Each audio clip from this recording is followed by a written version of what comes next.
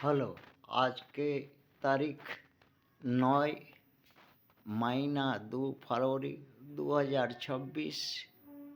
কালকুট চ্যানেলের মাধ্যমে नीलकंठ स्थान डॉक्टर भीमराव रामजी अंबेडकर विद्यालय, पोस्ट विलेज खांद्रा भाया उखरा, बीडीओ और police station Andal, sub divisional office Durgapur, district Paschim Bardhaman, west Bengal तहत अछूत दलित चमार आदिवासी वनवासी पसमिंदा मुसलमान छेले मेয়েরা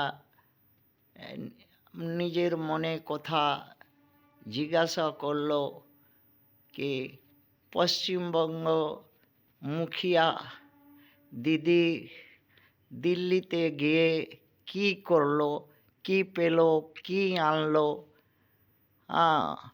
এইটাই মনের কথা নিজে মা বাবা কাছে অছুত দলিত চমার আদিবাসী বনবাসী পশমিন্দা তপশিলি উপজাতি লঘু সংখ্যক ছেলের মেয়েরা নিজে বাবা মা কাছে রাখলো। তো তার মা বাবা একটাই উত্তর দিল ছেলেদেরকে কি একটা গল্প আছে পশ্চিমবঙ্গ, ওই গল্পটা শুনিয়ে দিল। গল্প আছে কি 7 ভাই চম্পা।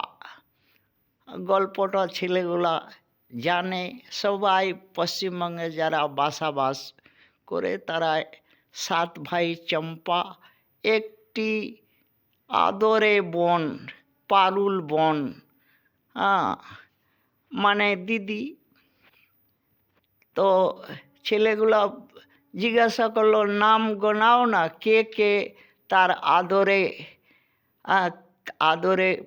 কার কার আদরে বোন বটে দিদির।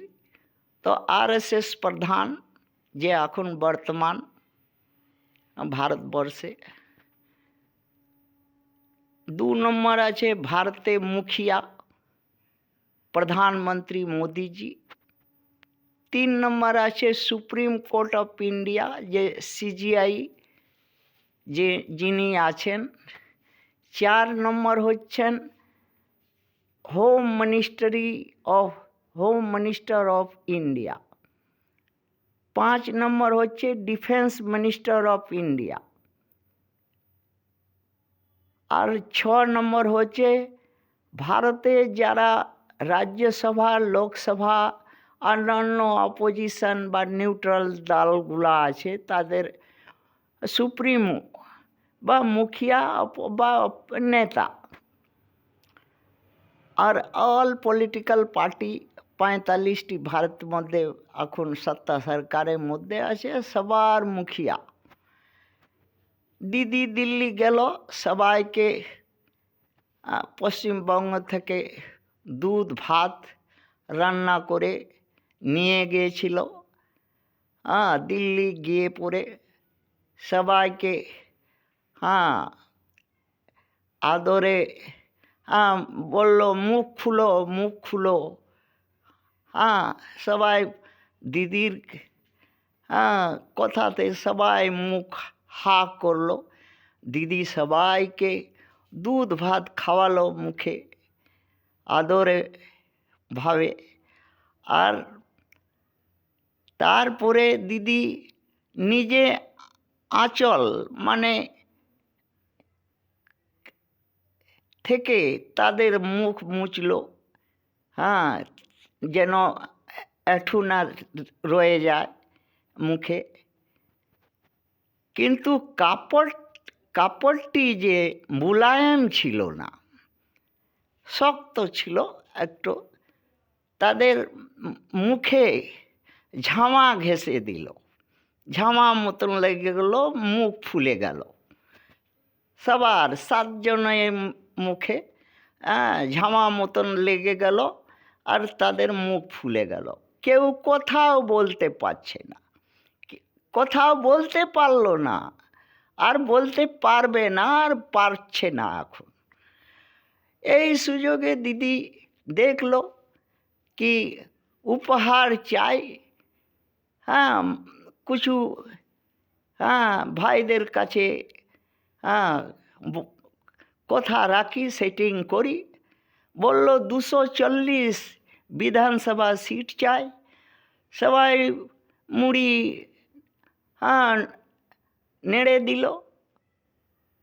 আমার বলল কি কোনো নাতে মাইক্রো অবজারভার থাকবে না, কোনো ফোর্স যেমন মিলিটারি থাকে ওগুলো থাকবে না। আমাদের পশ্চিমবঙ্গ আমরাই সব কিছু, হ্যাঁ ব্যবস্থা করতে পারি, করব। হ্যাঁ তাতেও মুড়ি নাড়া করে দিল। বলল কি দেখো 3 দফা করবে, ইলেকশনটা 3 দফা করবে। আমি গিয়ে পরে, হ্যাঁ যে যত, হ্যাঁ খায়রাতে যখন, হ্যাঁ আলমারি ভান্ডারি বা সব খুলে দেব। আর এই ফরওয়ারি মাস থেকে দিতেই লাগবো। ক্যাম্প করব। 294টা বিধানসভা সিট আছে, সব যত রাজ্য সরকার দপ্তর আছে সবাইকে ডেকে দেব। সেখানে যে যেমন যে জিনিস চাইলে, কেউ টাকা চাইবে, কেউ কিছু চাইবে, কেউ চাকরি চাইবে, কেউ যা যার ইচ্ছা থাকে সেখানে লিখাবে। আর এপ্রিল মাসে সবাই পেয়ে যাবে আর ভোট সবাই দিবে, তাকি আবার যে 240 সিটে পূর্ণ বহুমত, দিদির কে বসাতে পারো। আর এইটা আজ এই ফরওয়ারি মাস থেকে 2026 থেকেই চালু হয়ে গেল। তো সবাই আমাদের অছুত, দলিত, চমার, আদিবাসী, বনবাসী, পশমিন্দা, মুসলমান, মায়ের বাবা, মা বাবার আর ছেলে ভাই বন্ধুকে, এইটাই জেনে শুনে রাখো। আজ থেকে লেগে যাও, আজ থেকে দেখো। বিধানসভাতে, প্রত্যেক বিধানসভাতেই ক্যাম্প বসবে, চলে যাবে সকাল থেকে বিকাল পর্যন্ত, যা চাইবে তাই পাইবে। এইবার কোনো ব্যাপার নাই। আবার দিদি সরকার, দুয়ারে দুয়ারে সরকার হয়ে যাবে। তোমার দরকার লাগলে দুয়ারে দুয়ারে সব অফিসার ঘুরে বেড়াবে।